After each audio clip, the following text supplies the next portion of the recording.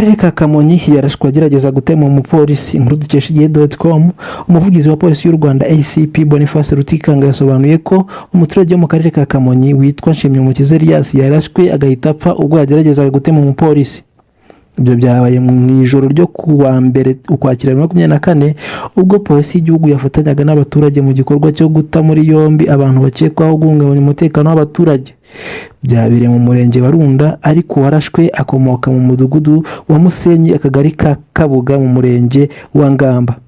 Yarasiwe mu gishanga cya Kagina giherereye mu murenge wa Runda gihingwamo ibisheke. ACP Rutikanga yavuze ko uwo muturage yarashwe ubwo yageragezaga gushaka gutema umupolisi.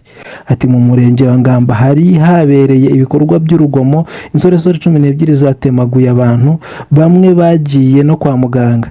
Abaturage rero hamwe na polisi barabakurikiranye aho bihishe mu gishanga. Aho rero niho habaye umukwabu wo kubafata.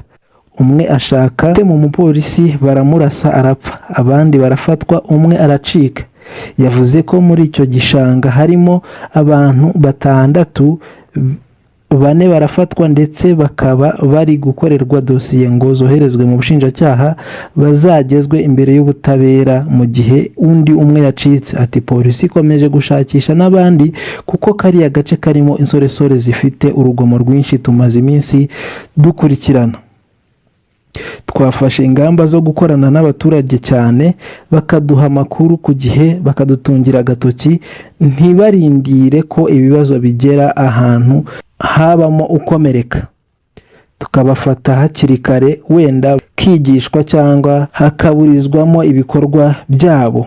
Yasabye abishora mu byaha n'imyitwarire idahwitse ko bakwiye kubireka bagashaka ibindi bikorwa bishobora kubafasha kwiteza imbere bagakora, kuko inzego z'umutekano ziri maso. Ati ntawe uzakora amabi ngo twihishe, azihisha rimwe kabiri ariko ubwa gatatu tuzamubona.